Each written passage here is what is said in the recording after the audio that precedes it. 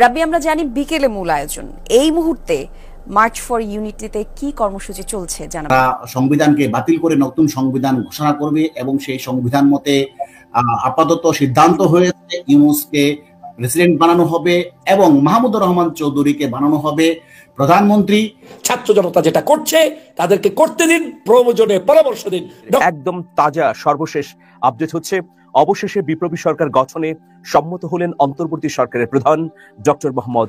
দর্শক, দেশ প্রবাস দূরে কিংবা কাছে বসে যারা আমাদের দেখছেন, আশা করি সবাই ভালো আছেন। এই মুহূর্তে পাওয়া খুবই গুরুত্বপূর্ণ একটা সংবাদ আপনারা দেখতে চলেছেন।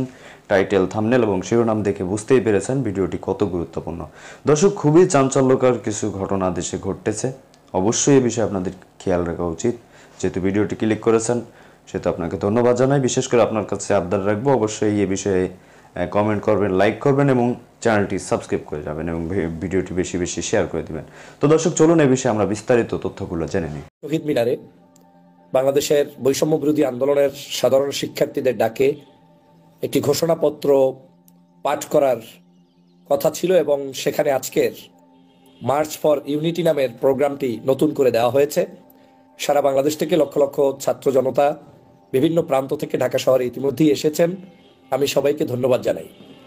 বাংলাদেশের ছাত্র জনতা বিজয়ী হয়েছে। আপনার দৃষ্টিভঙ্গির যদি একটু পরিবর্তন করেন তাহলেই বুঝবেন কেন তারা বিজয়ী হয়েছে। বিজয়ী এজন্য হয়েছে, মাত্র 3 দিনের নোটিশে 2 দিন আগে তারা ঘোষণা করেছে যে আজকের শহীদ মিনারে তারা ঘোষণাপত্র দিবেন। 2 দিনের মধ্যে সরকারের পক্ষ থেকে জাতীয় ঐক্যের আহ্বান জানিয়ে তারা এই ঘোষণাপত্রটি সার্বজনীনভাবে প্রস্তুত করার জন্য তাদের পক্ষ থেকে ঘোষণা দিয়েছে। 2 দিন আগেও তারা বলেছিল এটা আমরা জানি না, এগুলোর সাথে কোনো নাই, ছাত্রদের বিষয়ে ছাত্ররা জানে। তো এই যে বিজয়টা, এই বিজয় হচ্ছে ছাত্রদের বিজয়।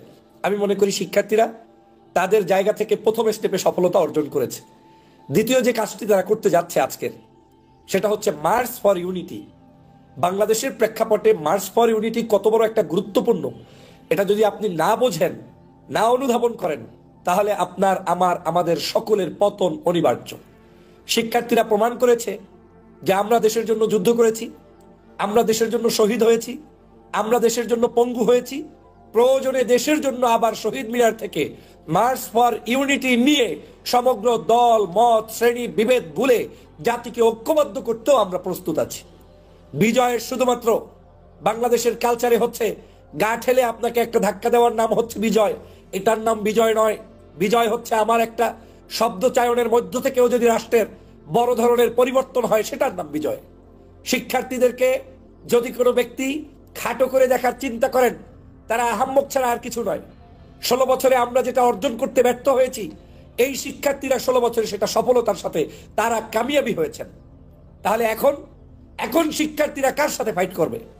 বাংলাদেশে আওয়ামী লীগ ব্যতীত এই দেশের সকল দল মত নির্বিশেষে সবার সাথে আমি মনে করি যে ঐক্যবদ্ধ থাকাটা হচ্ছে আমাদের দায়িত্ব। অতএব কারোর সাথে তো গুতাগুতি নাই, আর নাই বিদায় ইউনিটি, এই যে আজকের মার্চ হবে, এই মার্চ ফর ইউনিটি, এটাই এখন শিক্ষার্থীদের মূল দায়িত্ব। আমি আপনাদেরকে ধন্যবাদ জানাই। এজন্যই ধন্যবাদ জানাই, বাংলাদেশের রাজনীতিতে অনেক মানুষকে দেখেছি একই মাঠে একটা প্রোগ্রাম আয়োজন করতে গিয়ে এক দল আর এক দলকে ছাড় দেয় না।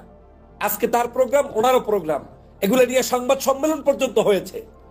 ছাড় দেয় না, কারণ ছাড় দেওয়ার মানসিকতা নাই। ছাড় দিলে ইজ্জত নষ্ট হয়ে যাবে, তার সব ধ্বংস হয়ে যাবে। এই মানসিকতায় বড় হওয়া বাংলাদেশকে চোখের সামনে শিক্ষা দিয়ে দিলেন যে আমরা যে উদ্দেশ্যে ঘোষণাপত্র ঘোষণা করতে চেয়েছি সে উদ্দেশ্য সফল তো হয়েছে, আরো রাষ্ট্রীয়ভাবে হয়েছে। যখন রাষ্ট্র সিদ্ধান্ত নিচ্ছে যে সম্মিলিতভাবে ঘোষণাপত্র তৈরি করে তারা ঘোষণা করবে, তখন ছাত্র জনতা যে অ্যাগ্রেসিভ পনাকে বাদ দিয়ে ইউনিটির কনসেপ্ট নিয়ে মার্চ ফর ইউনিটি ঘোষণা করেছে, এটাই ছাত্রদের সবচেয়ে বড় বিজয়। আমরা সর্বশেষ যে তথ্যটি পেয়েছি সমন্বয়কদের মাধ্যমে, সেটা হলো তাদের প্রাথমিক যে ধারণা, চিন্তা ভাবনা যারা যেভাবে সাজিয়েছে আগামীকাল, সেটা হচ্ছে তারা সংবিধানকে বাতিল করে নতুন সংবিধান ঘোষণা করবে এবং সেই সংবিধান মতে আপাতত সিদ্ধান্ত হয়েছে ইউনূসকে প্রেসিডেন্ট বানানো হবে এবং মাহমুদুর রহমান চৌধুরীকে বানানো হবে প্রধানমন্ত্রী। তো আর অন্যান্য উপদেষ্টারা এখনো তাদের হাতে লিস্ট পাওয়া যায়নি, তবে তাদের থিঙ্ক ট্যাঙ্ক ফরহাদ মাজারকে উপদেষ্টা বানানো হবে। এবং ফরহাদ মাজারের একটু বক্তব্য শুনি। তাদের বক্তব্য হলো সেই সংবিধান পাকিস্তানি সংবিধান, 72 সংবিধান, সুতরাং এটাকে বাতিল করতে হবে। তার বক্তব্য একটু শুনি। তার বক্তব্যটা শুনলেই স্পষ্ট হবে 72 সংবিধান কিনা। আওয়ামী লীগ নির্বাচিত হয়েছিল, পাকিস্তানের সংবিধান তারা লিখবে, কিন্তু পাকিস্তানের সংবিধান লিখবার আগে এখানে আমরা মুক্তিযুদ্ধ শুরু হয়ে যায়, কিন্তু তারা ফিরে এসে যারা পাকিস্তানের জন্য নির্বাচিত হয়েছিল তারাই এসে কিন্তু আমাদের জন্য একটা সংবিধান দেয়। প্রিয় দর্শক, উনি বলছিল যে পাকিস্তানের জন্য যারা নির্বাচিত হয়েছিল তারা এসে আমাদেরকে সংবিধান দেয়, অর্থাৎ কথাটাই ফরহাদ মাজারের এখানে সম্পূর্ণ ভুল। কেননা বলছি, কারণ হলো 72 সালে নতুন করে সংবিধান রচিত হয়েছিল, এইটা হলো বিষয়। কিন্তু ফরহাদ মাজার এখানে বুদ্ধিভিত্তিক চালাকির আশ্রয় নিচ্ছে। তো আমার সাথে যুক্ত আছেন জনাব আতার হালাদার। এখানে সিদ্ধান্ত হলো ওয়াকারকে আউট করে দিবে এবং সেনাবাহিনীর যে জঙ্গি গ্রুপটা পূর্ণাঙ্গ সেনাবাহিনী নিয়ন্ত্রণ করছে তারা সমর্থন দিচ্ছে এই সমন্বয়কদেরকে। এর ফলে ইউনূসকে প্রেসিডেন্ট হিসেবে আপাতত শপথ নেওয়ানো হবে এবং মাহমুদুর রহমান যে আরেক জঙ্গি নেতা আছে তাকে বানানো হবে প্রধানমন্ত্রী। তো এই বিষয়ে আপনার বক্তব্য একটু জানতে চাচ্ছিলাম, বিএনপির অবস্থান কি, অন্য দলের অবস্থান কি? ধন্যবাদ আজাদ ভাই। যেটা হচ্ছে আপনি সঠিকই বলেছেন, এটা আসলে এখনই বানানো হবে এটা না, এটা হচ্ছে তাদের প্ল্যানের একটা অংশ হচ্ছে। আজকে তাদের প্ল্যানের অংশ হিসাবেই তারা চাচ্ছে যে এই প্রক্রিয়াটাতে যেতে, এবং সেই প্রক্রিয়ার জন্য কালকে 31শে ডিসেম্বরে তারা যে প্রোক্লেমেশনের ডাক দিয়েছে সেটা করার চেষ্টা করতেছে। আরেকটা জিনিস ফরহাদ মাজার যেটা বলেছে তার সাথে কথার সাথে আপনি ডিফার করেছেন, আমিও একটু ডিফার করি।